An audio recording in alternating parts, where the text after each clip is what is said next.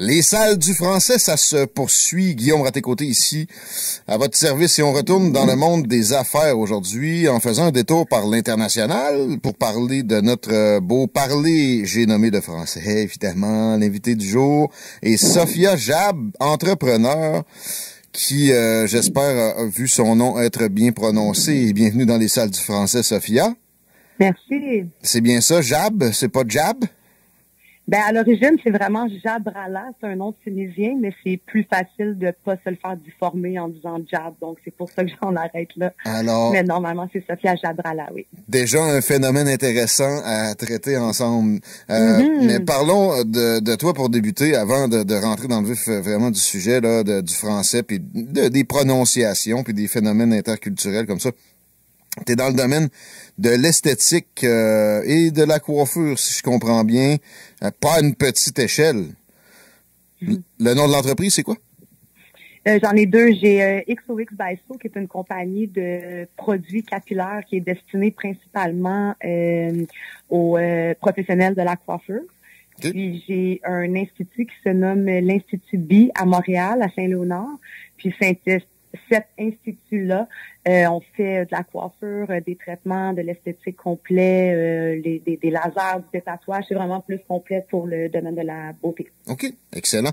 On a parlé de tes origines tunisiennes déjà, de ton nom de famille. Le français, à ta connaissance, je détecte pas d'accent. Est-ce que tu es né au Québec? Je suis née au Québec, ma mère est québécoise, c'est mon père qui est tunisien. Okay. Donc, j'ai hérité de son nom de famille et de la belle culture aussi. Mais non, j'ai pas d'accent, je suis vraiment née québécoise. Quand même, tu as des racines, tu as des connaissances de cette culture-là. Donc, tu peux comparer la façon de traiter le français des deux cultures un peu. Tu as un angle de vue qui permet ça. Oui. Ta perception de la chose, le français au Québec. Nous, on a la langue anglaise à côté. En Tunisie, il y a l'arabe. Peut-être prendre ce prisme-là, mais tout ce qui peut te venir en tête là sur le français en Tunisie versus le français au Québec. Ben, je dirais que le Québec, je trouve que majoritairement, c'est mon opinion toujours, je trouve que majoritairement, le français est devenu un peu slang, si on peut dire, un peu du langage de rue, que j'appelle un peu. Contrairement à des pays comme la Tunisie, le Maroc, tout, que c'est que le français, c'est une langue seconde, fait qu'il est appris vraiment de la bonne façon à l'école. Donc, c'est sûr que je trouve que les Tunisiens, quand que je les entends, quand je vais en Tunisie ou quand ils émigrent ici, c'est sûr que les Tunisiens, comme bien les Arabes, je trouve qu'ils ont un très beau français qui me fait me rendre compte des fois que j'ai peut-être pas le meilleur français, mais c'est un peu comme quand on va en Espagne versus République dominicaine, des pays comme ça. L'espagnol est complètement différent. C'est de l'espagnol de rue, des slangs. Donc, même l'anglais, on peut regarder ça de cet angle-là, mais en même temps, c'est vrai que le Québec, il y en a qui ont dit dans le podcast ici que c'était carrément rendu du patois ou une espèce de créole. Irais-tu jusque-là? Ouais. OK. Oui, mais qu'est-ce que je trouve le fun, c'est exemple, on parle beaucoup de, tu sais, surtout Montréal, Laval, les environs. Qu'est-ce que je trouve le fun, c'est que parce que la culture est rendue tellement mélangée que un Haïtien va dire des choses en arabe, l'arabe va dire des choses en haïtien, le Québécois, même moi, des fois, je me prends quasiment comme si je parle créole. Fait que ça devient aussi de la culture. L'important, je pense que c'est qu'on se comprenne. Genre tes patinets en affaires, on peut dire ça. La protection de ce que tu sais du français dans les pays arabes, c'est la langue seconde, mais bon, il est mieux parlé. D'emblée, tu amènes cet argument-là. Qu'est-ce que tu considères qu'on fait de bien là-dessus versus ce que tu connais de cet aspect-là en Tunisie, entre autres? Qu'est-ce que nous, on fait de bien au Québec? Ou aussi, peut-être comparer ce que tu sais de ce que peuvent faire en termes de protection du français. Ben, premièrement, pour protéger le français au Québec, je pense que ça serait tout simplement de le protéger. Je vois pas pourquoi je vois pas pourquoi qu'il y a des gens qui voudraient l'éliminer. Je vois pas pourquoi qu'il y a des gens qui voudraient moins le protéger. Je trouve que c'est notre base, c'est notre langage. On est au Québec, c'est des Québécois, donc je vois pas pourquoi que ça serait pas une langue protégée. Puis d'ailleurs, c'est une très belle langue. C'est la base de la culture, et oui, c'est clairement poétique, c'est sûr. Alors, j'entends ça de la bouche d'une entrepreneur. C'est pas toujours le discours qui vient de là. Je reviens justement au côté business. XOX, by So, Institut BE. Il y a peut-être la connotation anglaise là-dedans. Est-ce que tu as déjà vécu des plaintes? As-tu déjà eu des récriminations là-dessus? Puis qu'est-ce que tu penses de la police de la langue française qui peut intervenir pour les noms d'entreprises, puis même jusqu'à des pancartes à l'intérieur d'un commerce? Premièrement, pour ce qui est de moi, institut, c'est un mot français. En anglais, c'est institute. Ouais. Donc, j'ai quand même un mot français dedans. Puis BE, c'est que c'est les gens qui l'ont appelé tout simplement Institut B. On l'a gardé comme ça. Mais BE, c'est pour beauté édition. Donc, il y avait un petit quelque chose en arrière de ça. Ouais. Puis XOX, by So.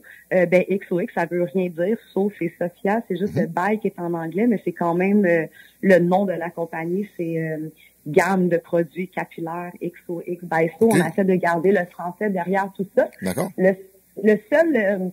je vais te dire où est-ce que j'ai un problème, c'est que j'aime pas ça quand il y a des magasins, exemple comme Bricks, Walmart, des magasins qu'on dirait qu'on ressent le côté anglais, qui sont un petit peu partout, puis après ça, venir, moi, me faire agacer parce que j'ai un bail dans mon nom, dans la compagnie. Ouais. Ça, je trouve ça un peu agressant, même que je dirais que je me suis promenée dans certains secteurs à Montréal, puis je trouve qu'ils devraient peut-être aller plus s'attaquer aux noms de rues qui sont au Québec versus des noms de compagnies qui essaient de faire rouler l'économie. Ça donnerait un bel exemple. Puis au pire des incitatifs plus que de la coercition, il y a eu des exemples d'inspecteurs de la commission de la langue française, j'oublie le nom vite comme ça, c'est pas ça, mais bon, qui allaient dans des restaurants et ciblaient par exemple sur un micro-ondes le bouton on/off. Mais toi, t'as rien vécu de similaire comme ça, des inspections de tes commerces à date? Non, ils ont voulu me contacter à 2 reprises justement pour ça. Puis moi, personnellement, j'ai d'autres choses à faire. Dans le sens que je trouve ça tellement ridicule que je me dis, on dirait tu vas dans des endroits, on te fait complètement en anglais, tu vas dans leur secteur, les noms de rues, c'est pas des chemins, c'est des roads. Ouais. OK? Puis là, tu viens attaquer une petite entreprise que Institut BE, là, je vois pas pourquoi que ça serait moi qu'on devrait venir voir quand, dans le fond, on pourrait aller voir des compagnies que on a déjà eu un target, hein? Ben, c'est sûr. Effectivement. Puis Walmart, avec le compétiteur direct, il y a plein de Best Buy, d'entreprises avec des noms carrément comme ça. Je comprends que la priorisation, de ton point de vue, est pas optimale. On reviendra à des façons de faire gouvernementales un peu plus tard. Je veux parler de bon fonctionnement dans les affaires et de qualité du français. Est-ce que tu considères que c'est primordial? Est-ce que tu sens que ta clientèle demande, pour l'écrit principalement, une qualité supérieure, ou si de ton vécu, c'est pas quelque chose de si primé, de si souhaité, demandé par la clientèle? Parlons de souci de la qualité du français en affaires.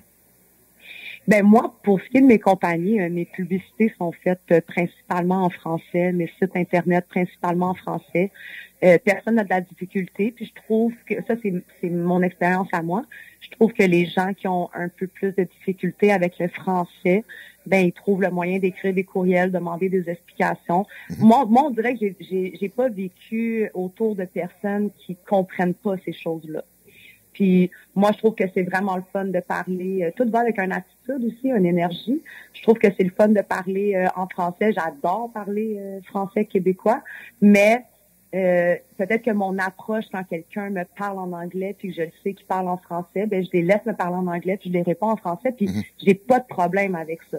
Pas d'hostilité non plus, c'est quand même un client. Mais bon, OK, il y a moyen, sans générer, avec ce que j'entends là, de retransférer au français, puis ça fait pas de problème. Non, j'ai pas de problème. Puis je me dis, tu sais, dans une belle ville comme Montréal, au Québec, on a toutes les opportunités. C'est une opportunité d'apprendre à parler l'anglais. Ça devrait être de la base quand on regarde à travers la planète. C'est une belle façon de se débrouiller puis de pas se mettre des bâtons dans les roues, peu importe où est-ce qu'on va. Donc, faut prendre cette opportunité-là de parler anglais. Mais je vois pas pourquoi rejeter quelqu'un qui parle anglais quand on peut lui donner des explications. Puis je vois pas la petite chicane. Tu sais, quand quelqu'un dit Hi, how are you, pour moi, c'est juste comme salut, ça va. Ah oui. Je vois pas pourquoi que je devrais gâcher ma journée puis être offensée parce qu'on me dit Hi, how are you. Moi, ce que je me dis, c'est qu'il doit y avoir 15 clients qui sont rentrés avant moi puis qui ont dit Hi, how are you. Fait que c'est peut-être pour ça qu'elle dit de cette façon-là, tu sais. Ça semble une analyse bien balancée des choses pour le domaine des affaires avec... Moi, je suis juste contente qu'on m'aide salué. Le français, ben oui. Et je pense qu'on brise des stéréotypes, peut-être ensemble, une entrepreneur dans le domaine de l'esthétique qui a ce degré de souci-là du français. J'espère que ça peut remettre des pendules à l'heure. Mais parlant de stéréotypes, un autre qui a trait à certains genres d'affaires, c'est peut-être plus véridique, plus précis, l'efficacité. C'est effectivement un meilleur stéréotype. Si on vous nomme première ministre demain et on parle de français, qu'est-ce qui devrait être priorisé? Est-ce qu'on met plus de règles, moins de règles? Est-ce qu'on vise de la sensibilisation au prix où on l'achète maintenant? Est-ce qu'on en fait de la meilleure? On joue plus dans l'éducation? On regarde les instances internationales? On repousse l'anglais? Qu'est-ce qu'on fait pour aider le français côté gouvernemental en ayant une première ministre qui est Sophia Jab? Ben, premièrement, je crois que pour ce qui est du Québec, je vois pas pourquoi que la langue française, on l'encouragerait à plus exister, parce que on vient du Québec, c'est français. On parle français. Fait qu'il n'y a aucune raison qu'on va pas aller dans un pays arabe et dire vous allez parler italien demain. Moi, je trouve que ça revient vraiment comme au même si on est une province. Je trouve que ça doit rester en place. C'est juste que je trouve qu'il y a tellement de problèmes dans le monde que je pense que de commencer à trop jouer avec certaines choses. Tu sais, je pense pas qu'un commerçant devrait prendre une amende quand il est exemple à la Côte-Saint-Luc puis qu'il a mis une pancarte We're closed. Tu sais, comme il y a plus de gens qui vont comprendre We're closed, puis tous les gens qui habitent dans ce coin-là qui parlent français le comprennent aussi. Ouais. Moi, je trouve que c'est se gâcher la journée et d'amener une mauvaise énergie. Je pense on est en Amérique du Nord aussi. Notre français a été influencé, puis il y a eu de l'anglais qui l'a pénétré à un moment donné. J'entends qu'il faudrait peut-être en revenir. OK. Ouais, mais je trouve qu'il y a beaucoup de gens aussi qui se plaignent. Tout le monde parle anglais. Ouais, mais dans ton auto, t'écoutes de la musique en anglais, par exemple. Pas mal. Puis à la radio, quand il y a trop de franco, qu'est-ce que tu fais? Peut-être qu'il y a un petit bouton aussi qui peut t'attirer, ouais. Fait que moi, c'est un petit peu l'hypocrisie de la chose. C'est juste de se dire pourquoi qu'on mixe pas les choses, puis pourquoi qu'on fait pas juste mettre des lois comme qu'il y en a maintenant, qu'on essaie vraiment de maintenir le plus possible le français. Mais où est-ce qu'il y a un problème, c'est que le gouvernement qui autorise des compagnies américaines avec leur nom américain de venir ici, ça commence à faire un peu... C'est injuste. Ouais, reprioriser. Puis j'entends laisser tranquille plus les petites entreprises et pas trop non plus anyway de coercition. Anyway, comme dirait Molière.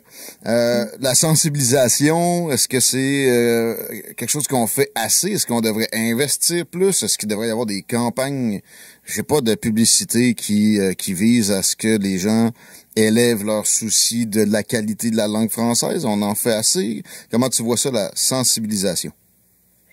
Ben, je sais pas pourquoi, mais on dirait que toutes ces affaires-là de la langue française, puis toutes les grosses histoires qui font autour de ça, je trouve qu'on dirait que c'est juste à la télé. Moi, personnellement, dans ma vie de tous les jours, je le vis pas. Je le dis pas, je parle en français régulièrement. Je vais dans des magasins, on me dit hi, je dis bonjour, puis ils me redisent bonjour, bonjour. Tu sais, je le dis pas. Je pense que c'est une façon d'être, c'est une façon de juste démontrer, hey, pour moi, c'est important le français. Je vais te parler en français. C'est tout. Il y a des gens qui sont plus à l'aise de parler en anglais. Il y a des gens qui leurs parents sont italiens ou peu importe, que c'est c'est des langues qui ont le plus appris. Il y a des écoles anglophones. Tu sais, si on veut pas tuer la langue française, ben, il faudrait peut-être juste faire des écoles francophones. OK. On va aller à l'éducation, mais là, je conclue sur la sensibilisation. Oui. J'ai l'impression. Ben moi, je trouve que c'est assez fait, là. J'ai l'impression que c'est ça. On n'a pas de millions à rajouter là-dedans. Ce qui est fait actuellement, c'est en masse. C'est pas la façon de procéder. C'est peut-être de penser plus à la base de la pyramide, qui l'éducation. Tu l'as vécu au Québec. Tu faisais un parallèle dans notre introduction, notre début de podcast sur comment les gens dans les pays arabes où c'est la deuxième langue le parlent avec une orthodoxie plus grande. Est-ce que tu considères que l'éducation sur le français au Québec est peut-être lui donner une note est suffisante? À quel point il y aurait du rattrapage à faire? À quel point il faudrait aller vers une langue qui est parlée, qui est plus orthodoxe, comme je viens de dire, pour les pays arabes? Ben, c'est parce que les pays arabes, faut pas oublier qu'ils apprennent beaucoup, tout vient autour de la France, puis tout, parce que les autres sont d'un autre côté. Puis c'est sûr que, personnellement, c'est mon opinion encore une fois, mais c'est sûr que quand moi j'écoute un Français parler français, je trouve qu'il se rapproche plus de la source du français qu'un Québécois. Mm-hmm. Mais je pense que le Québec, on a nos forces, on a des choses qui sont tellement comme merveilleuses que moi, ce mix-là, puis tout ce langage-là, puis tous ces slangs-là, moi, je peux pas mentir, j'aime ça. Ben, je vois pas pourquoi que le Québec pourrait pas continuer à exploiter le français comme qu'il le fait, puis que chacun de leur côté le ferait à leur façon. Puis le seul important, c'est qu'on se comprenne quand on parle. Fait que je trouve que c'est un petit peu trop poussé, il y a un petit peu trop de pression en arrière de tout ça pour le français, quand en ligne de compte, on dirait que le monde le font en général. Je trouve que c'est juste par petit secteur, tu sais. Puis des accents aussi, ça a des charmes. Mais oui. L'anglais, oui, OK, il y a une pénétration au Québec et tout ça, mais en éducation, il y a beaucoup de gens qui avancent que c'est nocif pour le français qu'on apprenne l'anglais. Là, il y avait des protestations quand on a rajeuni l'âge où le début de l'apprentissage se faisait. Comment tu considères ça? Est-ce que ça peut être nuisible aux Français qu'on apprenne l'anglais de façon rigoureuse, puis peut-être encore plus jeune à l'école, mettons? Ben non, parce que tu sais, faut pas oublier qu'on a vraiment évolué depuis plusieurs années. Faut pas oublier que maintenant on doit dealer avec, on doit faire affaire avec des ordinateurs, des manuels d'instruction. On travaille avec l'importation, de l'exportation. On reçoit, même moi, je reçois des produits ici des fois là. Tu verrais comment ça a été traduit en français. Tu préfères le lire en anglais. Oui. Ok. Fait que c'est vrai. C'est ridicule. Puis là, quand on parle de l'école, ben, pourquoi pas apprendre la langue la plus connue à travers la planète, l'anglais? Pourquoi nous, pour protéger la langue française, pourquoi qu'on devrait négliger la langue qui fait en sorte que n'importe où qu'on est dans la planète, on va être capable de se débrouiller?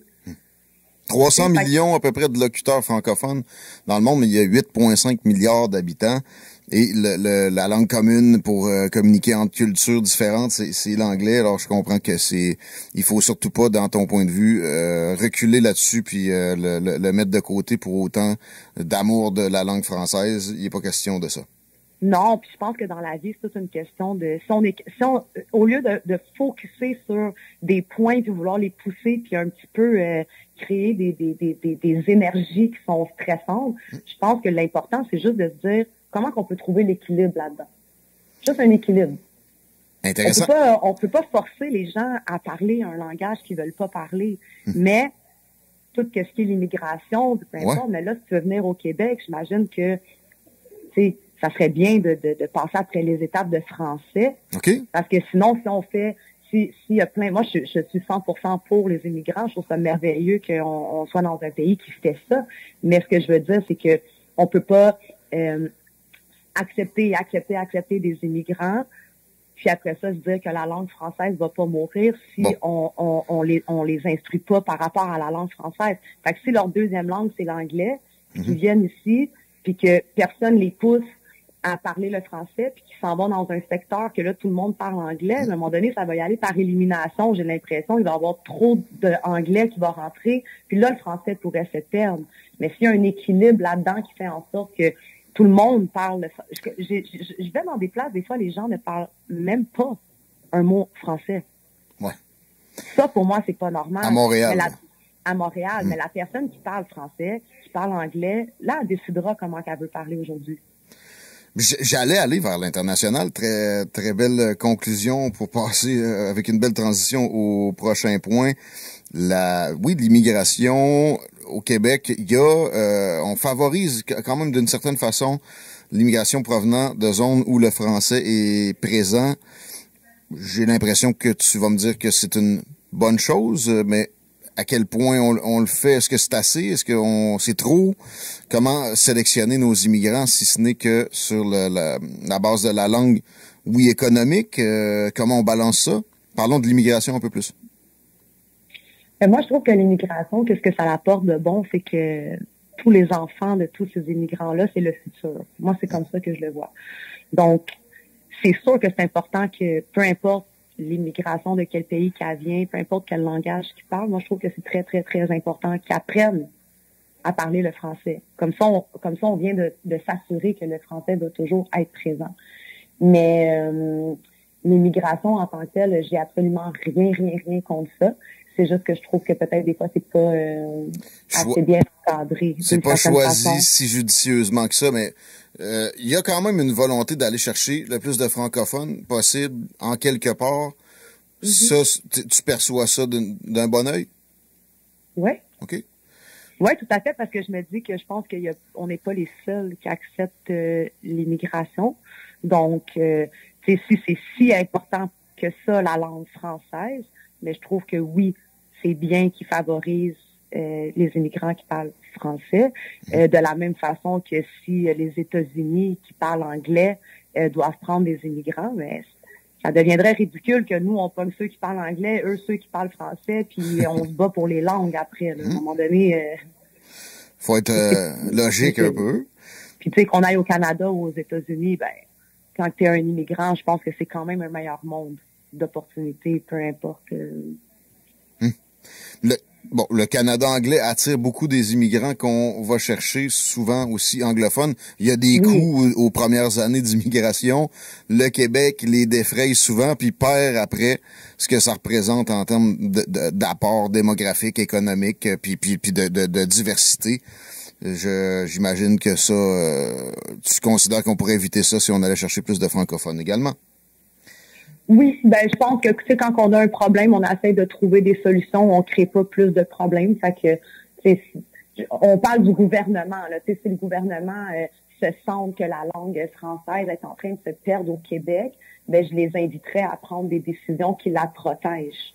On revient un peu comme au magasin, exemple, viens pas donner un ticket à une petite entreprise parce qu'elle a un BY dans son nom, mais qu'elle s'en va magasiner toutes les fins de semaine chez Target. Là, ça marche pas. C'est des choses comme ça que je pense que le peuple québécois est un peuple qui est vraiment logique. C'est logique, c'est quand même terre à terre. Puis c'est pas des gens qui aiment se faire diriger puis contrôler. Donc, quand on vit une injustice puis quand on voit quelque chose comme ça, mais on n'est pas très collaborateur par la suite. Ça gâche la sauce d'avoir des fonctionnaires qui sont pris dans des maisons de fous d'Astérix, mettons pour le dire comme ça, puis ou qui poussent ce genre de façon de procéder là. I hear you, comme il dirait en bon français. Dernier point en terminant, je connais pas le chiffre d'affaires de tes entreprises, mais Institut BE et XO, mettons, XO, payent, exemple, 100 000 de cotisations à l'État par année, mettons. Puis là-dessus, il y a une coupe de centaines de dollars qui va à des institutions internationales comme la francophonie, là, où Michael Jean avait été la patronne un bout de temps, puis elle dépensait pour des choses un peu particulières à certaines occasions. Est-ce que c'est quelque chose qui t'émeut? Aimerais-tu vraiment qu'il y ait des mouvements plus spectaculaires pour éviter ce genre de gaspillage-là, ou tu perçois que ça peut, même s'il y a un peu de gaspillage, être une bonne chose qu'on investisse là-dedans? Oh, écoute, moi, je trouve qu'il y a tellement du gaspillage de tout bord, tout côté. On dirait que c'est toujours en train d'essayer de trouver des nouvelles façons, essayer de prouver si. On est tellement mélangés aussi. Je prends ça avec toute réserve, ce que je dis, mais c'est que on dirait que j'ai pas confiance, moi, nécessairement, que mon argent va où est-ce que ça dit que ça doit aller. Puis je vois pas vraiment comment que tout l'argent de chacun a donné pour ça. Je vois pas c'est quoi que de wow. Je vois pas c'est quoi que vraiment de. Je le vois pas moi personnellement tant que ça où est-ce que le Québec tient son à compte cœur de protéger la langue française. On dirait que c'est plus des dires, mais il y a trop de laisser aller. On dirait que t'es pas la partisane numéro 1 de la francophonie internationale et je pense que t'es pas nécessairement la seule. Et tes avis sont assez, de façon générale depuis le début, partagés par bien des interlocuteurs qu'on a pu avoir ici aux salles du français. C'est le fun de voir que ça se manifeste dans le monde des affaires également. Sophia Jabbe, c'est un plaisir de jaser. Je terminerai avec des blogs, encore là, en bon français, de tes entreprises, inviter des gens à venir profiter des soins offerts. Qu'est-ce qu'on fait pour venir avoir des soins de XO BISO ou Institut BE? Comment ça marche? Les soins de XOX BISO, ils se retrouvent pas mal partout au Québec, au Canada. Il faut juste demander à vos coiffeurs. Okay. Si les coiffeurs ne les utilisent pas, on peut contacter directement XOX BISO sur le site Internet. Puis, tout est bien simple. C'est xoxbiso.com. Puis, Institut B, c'est institutbe.com. Donc, c'est vraiment facile de retrouver les deux places. Puis pour ce qui est de l'Institut, c'est juste d'écrire un message, réserver des rendez-vous, poser des questions. Puis XOX BISO, c'est quand même facile. C'est pas juste à Montréal, ça se retrouve vraiment partout. 10 ans cet automne, félicitations. Merci. C'est un beau succès. Mais j'ai une question plus pointue qui n'a plus de lien du tout avec le reste. J'ai un problème de calvitie, moi. Comment ça marche, le botox capillaire? En quelques phrases, est-ce que je suis... c'est trop tard pour moi ou c'est quoi ça? Alain, premièrement, c'est toujours important, toutes les affaires de prise de sang, tout ça, quand on a des problèmes de perte de cheveux. Okay. Mais toi, je pense que tu es un homme qui fait juste perdre tes cheveux, mais une très bonne option. Dans l'Institut B, on a Mélanie Drapeau, qui est une infirmière associée avec un médecin, puis elle offre des services de PRP, plasma riche en plaquettes, et puis ça, c'est assez miraculeux pour les hommes qui perdent de leurs cheveux. D'accord, c'est noté. Un grand merci encore pour ça, puis surtout pour les propos sur le français, très intéressant. À la prochaine. Bonne fin de journée. See you next time. Bye bye.